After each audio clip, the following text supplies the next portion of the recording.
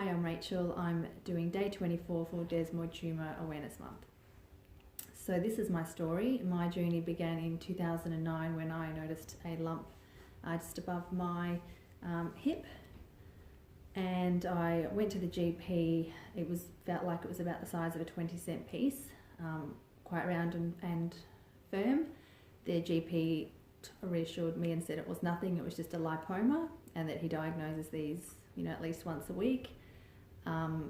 I had 3 small children at the time. Their ages were 3, 5 and 7, and I just didn't feel comfortable walking out of that doctor's office without at least having an MRI. So I pushed for an MRI, gave me my script, went along, and the nurses in the MRI, the radiologists, I could tell that they were concerned. They got quite a few doctors in to have a look at the monitor, and they were looking at me, and at the end of it they said to me to go straight to my doctor, don't even go home. Excuse my puppy dog. Don't even go home, you will be sending the report to your doctor within 20 minutes. So I knew that the news wasn't good at this point in time. Went straight to my GP, who said he had to refer me to a sarcoma specialist. So I went to see a sarcoma specialist who ordered a biopsy. Biopsy came back that it was a desmoid tumour. My oncologist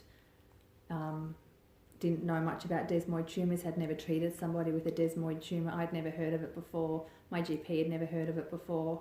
So he sent all of my scans and the tissue from my biopsy, everything to New York, to the Sloan Kettering Cancer Centre, where they had dealt with these tumours before. I was under the guidance of this doctor for a year. He didn't do anything without referring to the New York doctors, so I felt like I was in as good as hands as any. My options were radiotherapy, chemotherapy or surgery. We opted not to do the radiotherapy just because obviously there's increased risk of having a secondary cancer down the track, and chemotherapy was never really an option. The success rate for this is quite low and the cost is very expensive.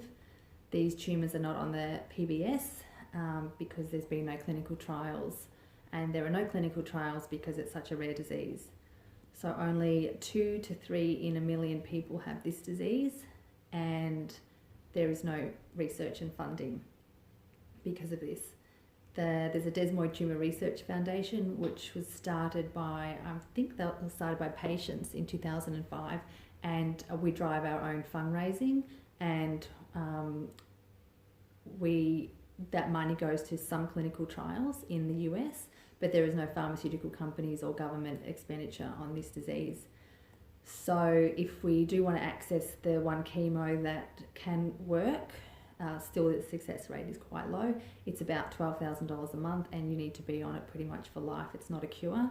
It will just slow down the progress, and it will never get rid of the tumour. So unfortunately, that's the big downfall of having a rare disease, is that there's no funding, and that's what Desmoid Tumor Awareness is all about. We're trying to spread awareness and try and get some donations. So back to the story,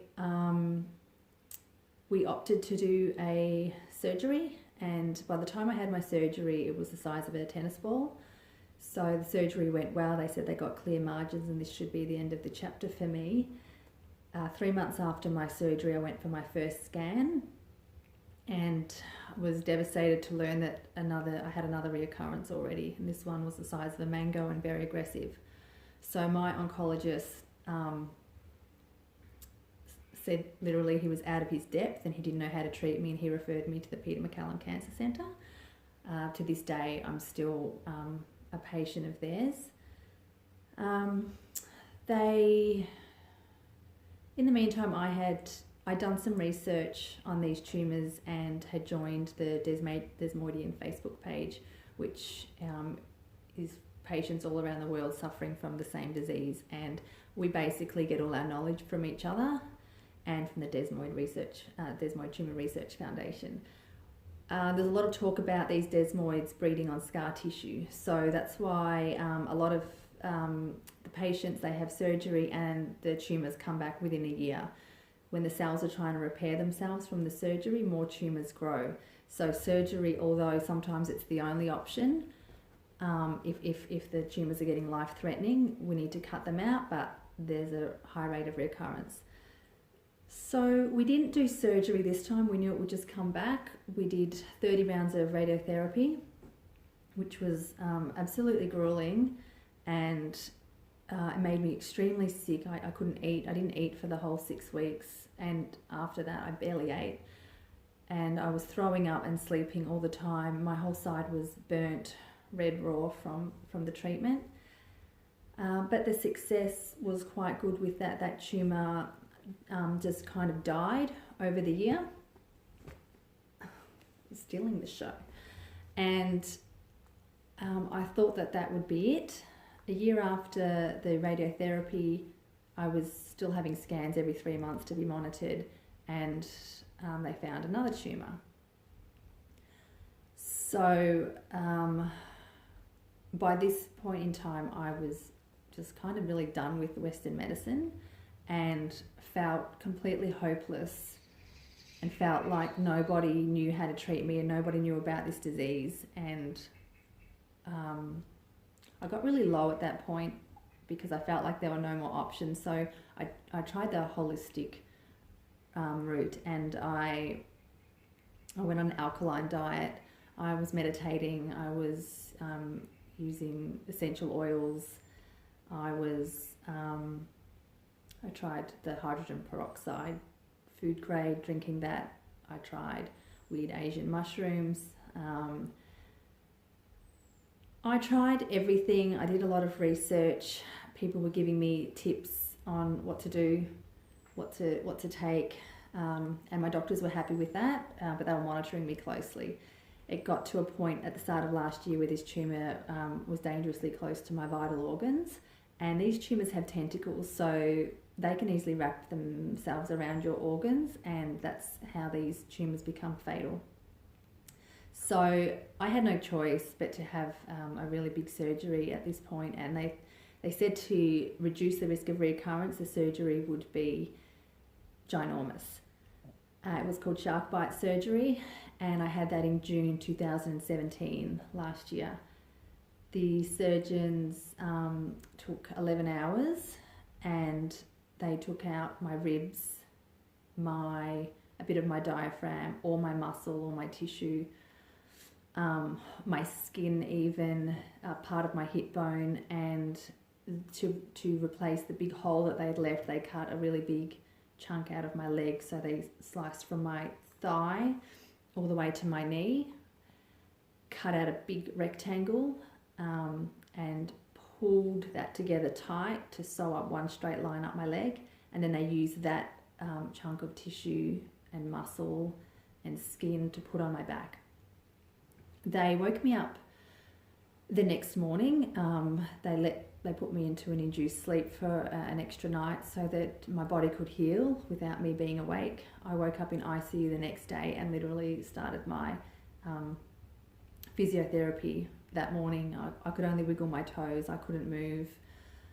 I was in hospital for 10 days, and it was a really, really difficult time for me. I was in a lot of pain. I didn't know if my body was ever going to function properly again. I was determined to make sure it did, and I was determined to get up and sit up and start walking as soon as I can, but it was just physically impossible for me to move. Eventually I got out of hospital, and I was in a wheelchair for a little while, then a walking frame, and then crutches, and 4 months after the surgery, 3 months after the surgery, I actually went tree surfing with my 10-year-old daughter for her birthday, and I absolutely amazed myself that I could do it. But it was, I think when you're dealing with illnesses like this, a positive attitude really, really, really helps. So I always kept that positive attitude. I honestly, once again, foolishly thought that was going to be the end of my journey. I had a 6-month scan. They didn't do a scan before then because my body was so messed up and I had so much scar tissue, but at the scan they found 2 more spots. So I think that was the lowest I've been. When I found that out, I locked myself in my room and cried and cried and cried and cried. And I gave myself one day just to be absolutely miserable and devastated and distraught, and then picked myself up again. And the biopsy report confirmed a tumour, but at my last doctor's appointment they said it's a possibility that it's scar tissue, and I'm living on that hope at the moment that it is scar tissue, and I'll know in November when they do another MRI. So that's my journey. A few facts that you might want to be aware of about these tumours are that they don't spread through the lymph nodes or through blood or anything like other cancers. So the good thing is that we don't usually have to worry about these tumours popping up in your brain or your lungs or somewhere foreign. They spread locally and they spread through connective tissue. There have been instances where they've spread to other parts of the body, but it's very rare. So the good news is that I don't have to worry about it becoming lethal quickly, and the doctors know where to monitor, and they need to monitor my left side because if it spreads through the tissue. The bad news is that mine is located on my left side in my body, so obviously where all my organs are, my heart, my lungs, my kidneys, are all very close. This new tumour is right on my spine, which is not great as well. And I don't know what treatment I will have, if and when it's confirmed that it is another tumour. So that's why research is really, really important. Pharmaceutical companies are not going to spend millions of dollars researching for a cure for a disease that nobody knows of, that is so rare. They are never going to recoup their costs because there just aren't enough of us needing the treatment. So having a rare disease is really, really difficult in the fact that it feels like nobody cares enough to put the money in. So us patients are the ones being our own advocates, and we are fundraising, doing everything we can to try and spread awareness for this disease. So if you have any spare time or any spare money, please head to the DTRF website. Just Google DTRF or Desmoid Tumor Research Foundation. There's a button that says donate now.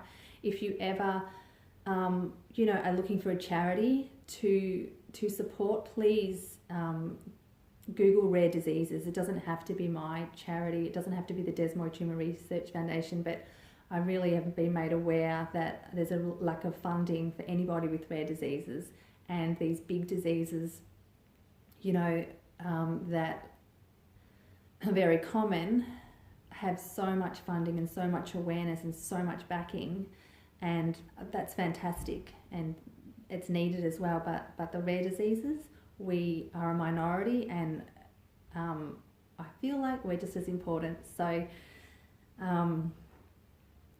please, if you can help, that would be great.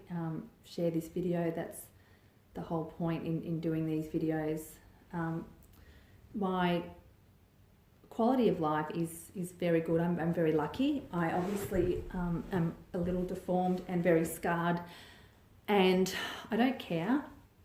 Before my surgery, I honestly thought that I would be really self-conscious and not want to wear bikinis ever again and be really embarrassed about my scars, but I'm quite proud of them because it shows what we've been through, and if anybody asks me, which people do, I can then, it's a reference point as to telling people about this disease. So thank you so much for watching, and to all my fellow Desmoidian friends, who a lot of them have gone through way worse than I have, you're all strong and you're all in my thoughts, and we're all here for each other, trying to find a cure. Thank you for watching.